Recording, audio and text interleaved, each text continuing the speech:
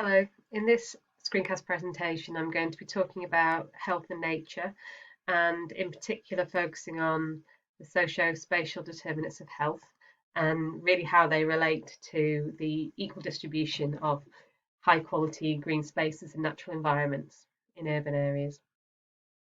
I'm going to start with a quick introduction on the theme of greening the city for health, just reflecting on some of the themes we've already covered in the module. Then I'm going to go on to look at this issue of socio-spatial determinants of health in more detail and think about how that leads on to this issue of urban environments as a kind of health equality issue. And finally, thinking about some of the implications for people in the natural environment in terms of equality of access and ability to get the benefits of good quality environments. So we've spent a lot of time in the module so far thinking about the benefits of nature, both in terms of things like physical, mental health, educational development, sense of place, and the graphic we have here, the benefits of nature, sort of summarise a lot of the things that we've already talked about. And I know that we have a really good understanding of the kind of breadth of benefits of the natural environment. I don't really feel like that's something that we need to keep selling as an idea on this module. So we know that access to naturalistic environments or access to nature has multiple benefits and is really important. And therefore we know that people who are deprived of those kind of access and opportunities are disadvantaged as a result. So in order to kind of move forward on the theme of health and place, I want to return to the kind of foundations of this understanding of kind of the drivers of health inequalities. And there's a large literature that sort of brings together, I think, disciplines like urban planning and public health that discusses what we call the socio-spatial drivers of health. So this is really to do with understanding the breadth of issues that contribute to people either having good or bad health outcomes. So first of all, let's just remind ourselves of the different kind of scales that we're talking about when we talk about nature. We have looked at the benefits of getting out into natural spaces, so out of the city into more rural areas and being able to access those opportunities. But we've also looked at the issue of greening the city, and as we've moved into semester 2, the theme of greening the city has really started to sort of dominate in terms of module theme. So today's session is really going to be focusing on that issue of bringing the city and nature closer together through the process of greening. That's not to say, of course, that people don't get enormous health benefits from getting out of cities into natural spaces, spending time in different environments, but the socio-spatial determinants of health are really linked to where people live and work on a day-to-day basis. So we're looking at people's everyday access to nature and the benefits of nature. In the key reading that I provided this week, which is actually a chapter from a town planning and public health textbook, there is the issue of the social gradient is discussed. So let's just start off by kind of returning to these first principles. The graphic of the map graphic here shows the distribution of life expectancy across the city of Sheffield. And you can see that in the areas that are sort of red and orange, or if you're not able to see that, in the east of the city, we have a low life expectancy compared to the areas over here. In the lighter colours in blue, which is in the west of the city, and that the life expectancy there is much higher. We're also looking, if we were to do an overlay of average incomes onto that map, we'd see a similar pattern. Because what we're seeing here is a map of social deprivation, economic deprivation, and its impact upon health outcomes and life expectancy. And this is called the social gradient. And what we know is, it's well documented in research, and we've known it for a very long time, that people, essentially, one of the things that having a higher income affords you is a longer and healthier life. You're able to buy yourself a longer and healthier life. A lot of the time that is to do with being able to afford to live in better places, in better conditions, and to have far less kind of stressors acting upon your everyday life because of the environment within which you live. So the image the black and white photograph on this slide is also taken from, and that's a slum in the north of England in the 1950s. So not really that long ago, people were living in appalling conditions. People are still living in appalling conditions, even within an affluent country like the UK. We have huge differences in terms of health outcome, and that as a lot of that is driven by the social, cultural, and economic environment, a physical environment in which people live. So one of the things to ask yourself before we kind of move on through this presentation is, how do you feel about that? Does that feel to you, does the idea of being able to buy yourself a longer and healthier life seem to you be fair enough, in the same way you can afford to buy a better car or a bigger house or a nicer holiday if you have a higher income? Should you also be able to buy yourself a longer and healthier life, a disease-free life for longer? It's a moral question to consider.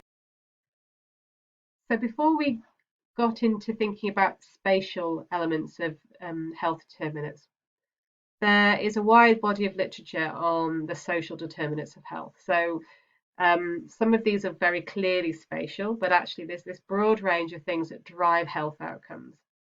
And they range from your economic situation, so how stable your income is, what level of income you get through your work, what type of work you do, levels of debt that you're in, and the kinds of economic support options that you have available to you. So the more you have, the less likely it is to impact negatively upon your health.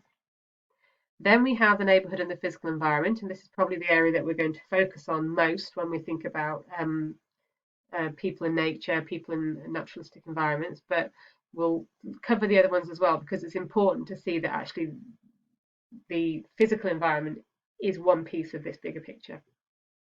But within the neighbourhood and physical environment elements, we have housing, quality and location of housing, transportation options, so how people can move through and around and in and out of their neighbourhood, levels of safety and perceptions of safety, availability of parks and green spaces, playgrounds, and the walkability of the area, so how safe and how accessible it is to walk around and engage in active travel.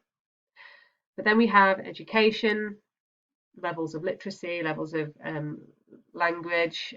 English is the first language in the UK, but are you able to communicate effectively and engage with wider society through your knowledge of the language? Availability of early childhood education and different kinds of levels of education, moving up through vocational training through to HE, higher education. Then we have food, access to healthy food and levels of hunger. Community social context. Now we know again that one of the things we've looked at in terms of the natural environment and open space and green space is actually its contribution to the social context, so providing places for people to socialise, or places for people to engage with their community. So they may not actually be meeting people, but they are able to sort of be part of their community by being in these open spaces. Access to support systems, levels of engagement in your community, and whether or not you're experiencing discrimination. Again, that links into some of the themes that we've talked about around access and different groups and their level of access. And finally, and the reason that I think we put this at the end is not because it's the least important, but it is kind of what's there if all of the other things, don't work and people do get ill. Then it's the availability of a good healthcare system. Because of course people will, always need a healthcare system. But this is acknowledging that health is not only dealt with through a healthcare system. Actually, an awful lot of the social, economic, and physical environment contributes to health. And therefore, if we're going to try and improve health outcomes, we need to look at those as well. So there is an increasing interest both in the academic literature, in policy, and in practice around the spatial inequalities in health. And this has been one of the issues that's really, again, been highlighted through the COVID-19 pandemic in terms of different people's experiences of social, health inequalities based upon where they live. The image here on the screen is of one of the bus routes in Sheffield, the 83 bus route. And a lot of because of the deprivation patterns within the city of Sheffield, and they're very stark and they're very divided by the River Don almost, running through the city. a lot of the bus routes move from very affluent areas through to very deprived areas. So the 83 bus route goes from Ecclesall Road South through to Ecclesfield on the other side of the city. And what this graphic shows is the different life expectancies and indices of multiple deprivation on that bus route. So you can see that there's a stark difference. It passes through, one bus will drive through an area where people can expect to live longer and healthier lives through to an area where they can expect to experience poor health and die younger. And that's really stark. So when we're talking about spatial inequalities in health, sometimes we are referring to these the metrics, the way that we measure health inequality, and often that is based around map data and demographic data. But also, and often, so therefore, by spatial, we're kind of referring to geographical differences. But also, when we're talking about spatial, we are actually talking about spatial drivers and responses, and that might be within a smaller area. So actually looking at a neighbourhood or a housing area or a park and saying we're going to intervene here in a sort of in a way that is spatial. So it refers to these two different scales in terms of what we mean by spatial. So we've established, and as I say, there's a huge literature and data out there on the distribution of health inequalities, and you can look at those. But then let's start thinking now a little bit about the way in which sort of spatial design-based responses are targeted at particular areas. I think that there's a lot of benefit to thinking about spatial interventions. We've looked at those improving green space, particularly in terms of our focus around naturalistic environments and health. But one thing I would like to, a sort of critical point I would like you to think about is that it's not just about the reason that people in certain areas are experiencing health and poor health compared to others is not always just because those facilities aren't there, but sometimes because of the other constraints that prevent people from being able to access and engage in those facilities. So when we are, thinking about evaluating the effectiveness, we need to step outside of just looking at the actual intervention itself and thinking about what it would require for someone to be able to benefit from that intervention as well. So if again we take the example of a good quality green space, that green space could be absolutely perfect in terms of ticking all the boxes and meeting all of the requirements in terms of the design of that space. But there may still be reasons why people are not able to get the benefit from it. So we need to think about that. So the point I'm making here, I suppose, then is that you can design something that should work and it still not work. And that's because sometimes we're expecting a design intervention to change people's behaviour. And that doesn't always address those deeper inequalities in terms of access. So we need to think about those nuanced reasons why some people are structurally disadvantaged and unable to benefit from the same services and same provisions that other people may find it easy to access.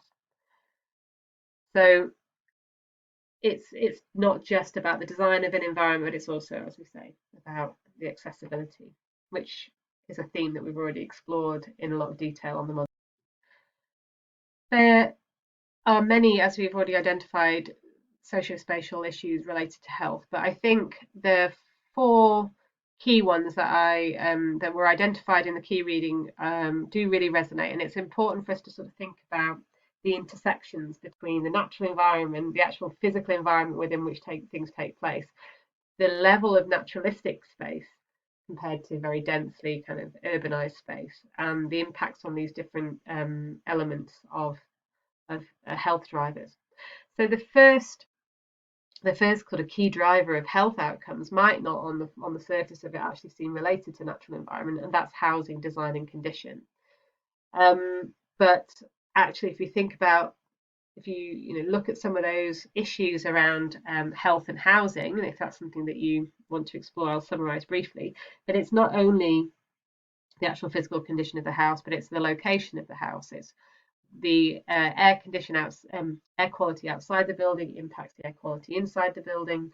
The environment within which the housing sits, the neighbourhood within which it sits, is a key determinant of health as well.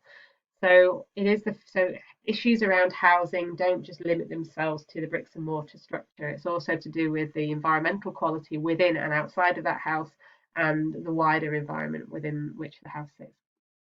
Transport and active travel has really key links, obviously, to green spaces, to the balance of nature and built form in cities. So if you want people to engage in active travel and even to be able to engage in things like public transport use, then an area needs to be walkable, it needs to be accessible, it needs to be an enjoyable, pleasant, safe feeling space to be in. And we know that lots of things that we can learn from the natural environment and bring them into cities can improve the ways in which people can access different forms of transport and engage in active travel. Air pollution is, we now know is one of the main drivers of different health outcomes and health inequalities. And we know the role that the natural environment has to play in improving air quality, both in terms of taking space away from pollutants like cars and industry, but also as an active agent in cleaning the air and producing a better quality air for people. And the final one is food and diet, and we'll be looking later on in the module at some examples of urban agriculture projects. But again, although it might not feel like there's a direct relationship between the natural spaces that people visit in cities and their food and diet, there are actually arguments and there are actually sort of research that shows that having more food production in urban areas or more access to food production does actually help to improve people's diets and understandings about the balance of food, but also engage in social and cultural activities that improve their health around food production. So in this week's presentation, really, I've been talking to you from a sort of urban planning perspective. And that is because if you are interested in working to improve the quality of urban environments, then you may not necessarily be a town planner, but it would certainly be part of the kind of multi-agency response and the collaborative working that takes place within cities. This is about how cities are planned and how the development and evolution of cities takes place. And so it's really important for you to recognise that there's a key role there for the profession of urban planning. And that is why I've kind of given you a reading from an urban planning textbook this week, and we're focusing on this as a kind of structural issue, because all of those benefits that we've already explored within the module, if we want to actually enact some of those benefits, bring them forward, make sure that cities move in the direction of becoming greener, healthier, more biodiverse, then more sustainable, then this is the function of urban planning and town planning to do that. So one of the challenges for planning cities and thinking about, some of these issues around equality and inequality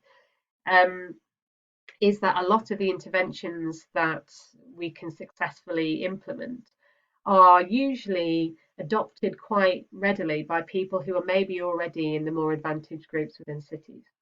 So if we think back to our site visit to Encliffe Park provides a fantastic resource, but it's also located in an area of the city that is not particularly deprived.